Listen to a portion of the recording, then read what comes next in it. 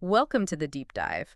Today, we're really getting into the power of habits. Yeah, how these little routines shape, well, pretty much everything. Exactly. We've looked at some material that breaks down how these small automatic things we do can lead to really big results. Mhm. So our mission really is to understand how these daily systems work and how you can actually leverage that knowledge for, growth. It's kind of amazing when you actually stop and think about it. Hmm. So much of our day runs on habit, like Right. brushing your teeth, checking your phone, That or, first coffee. yeah, or how you wind down at night. We're often just on autopilot. Totally. And it's easy to just gloss over those tiny actions. But a core idea that really jumped out at me was this quote from James Clear. Oh, yeah, which one? You do not rise to the level of your goals. You fall to the level of your systems. That really hit home. That's powerful. It flips the script, doesn't it? It really does. It's about building those daily systems, that framework. We focus so much on the big goal way out there and kind of forget the actual steps, the system that gets us there or stops us. Okay, so let's dig into why. Why do habits have this incredible grip? The material calls them the compound interest of self-improvement. That's such a great way to put it. Yeah, it really visualizes how tiny actions stack up. It is like investing. Right. Small amounts, regularly, Mhm. seems like nothing at first, Right. but over time, boom, huge returns. It's the same with, say, reading 10 minutes a day or taking a short walk. It doesn't feel like much in the moment. Nope. But the cumulative effect is massive. Hmm. And actually, seeing those small wins, that's motivating in itself. It goes beyond just the math. Yeah, you feel that progress building. And the numbers they use are kind of staggering. Like a 1% improvement daily Uh-huh. leads to being 37 times better in a year. Wow. 37 times from just 1% It just reframes the whole idea of change, doesn't it? Moves away from those huge crash and burn efforts. towards something sustainable. And Yeah. that consistency is everything. Willpower runs out. Oh, definitely. But small, manageable habits, that builds a real foundation. You're way more likely to stick with it. Like the example they gave about weight loss, Yeah, instead of some crazy diet. which usually fails. Right. Just adding one healthy meal consistently. It's about building that reliable system. Okay, so we get the why. Now the how. How do we actually build good habits? The source material lays out James Clear's 4 laws of behavior change. Seems pretty practical. It is.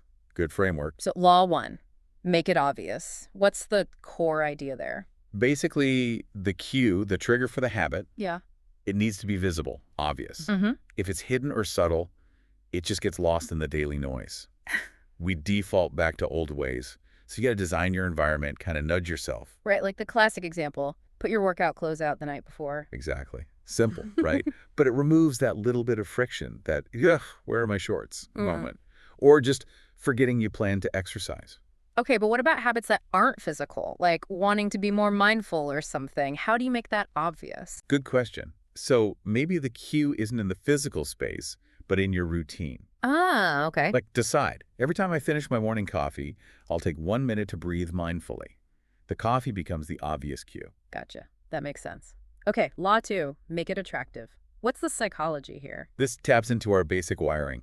We like doing stuff we enjoy. Naturally. So if you link a new habit you want to build with something you already like, it becomes way more appealing, more motivating. Like the example of only listening to your favorite podcast while you exercise. Perfect. You bundle the chore with the treat, creates a positive loop. But is there a risk there? Like relying too much on that external reward, does it kill the internal drive eventually? That's a fair point. Yeah. It can be a concern.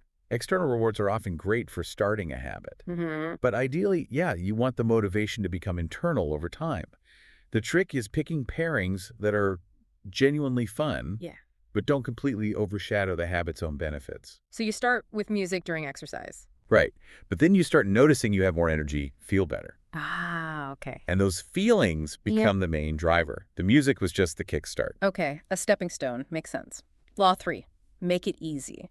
Seems simple, but maybe easy to underestimate. Totally underestimated. We often shoot ourselves in the foot trying to do too much too fast. Guilty. By starting super small, like incredibly small steps, you just lower that barrier to getting started, make it almost impossible not to do it. That 5-minute journal example is great. It feels doable. Like, who can't find 5 minutes? Exactly. No excuses. And then slowly, that little effort can grow naturally.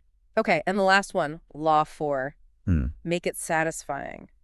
How does this lock it in? Our brains love pleasure, hate pain.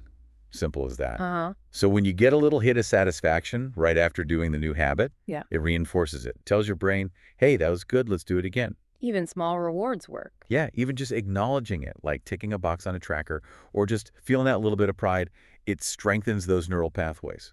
Okay, so to build good habits, obvious cues, make it attractive, keep it easy, and make it satisfying. Got it.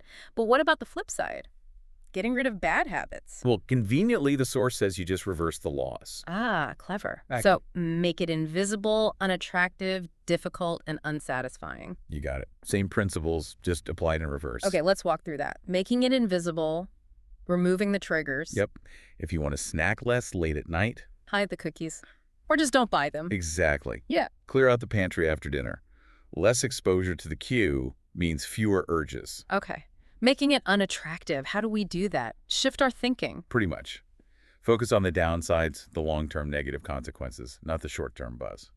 So if I'm doom scrolling on my phone, think about the lost sleep or the time I could be reading or talking to someone. Yes. Connect the habit mentally with outcomes you genuinely want to avoid. Got it.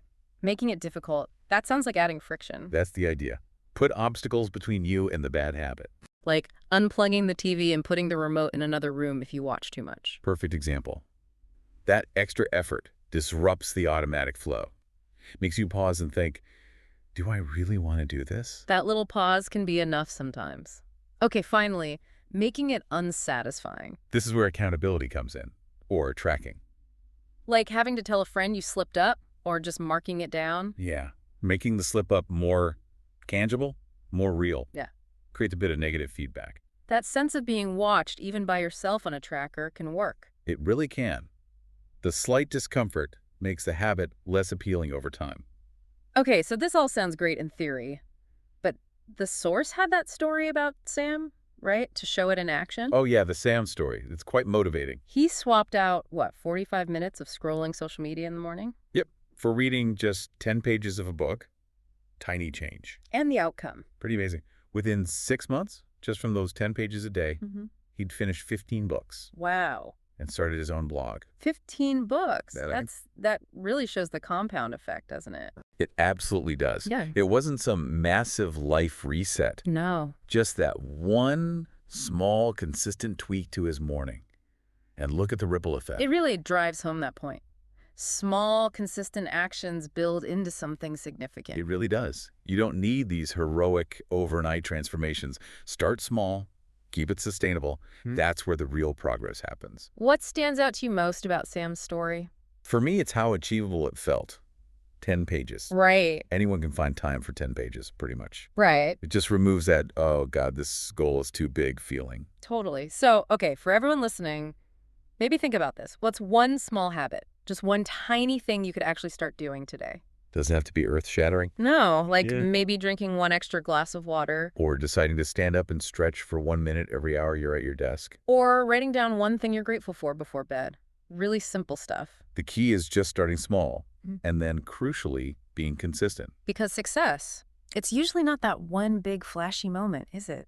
Rarely. It's built day by day in those little routines, the boring stuff sometimes. Yeah, the unglamorous consistency. And hey, be kind to yourself in the process. You'll slip up. Everyone does. Oh, for sure. Progress isn't a straight line. Just notice it, learn from it, and get back to your system. Don't let one slip derail everything. That's great advice. Well, thanks for taking this deep dive into habits with us. My pleasure. We really hope this gives you some, practical ideas you can apply to your own life, your own goals. Maybe take a sec to think about what resonated. Yeah. And maybe just ponder.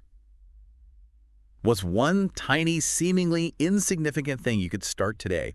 That one little action that compounded over time might just surprise you with where it leads. What's that first small step going to be?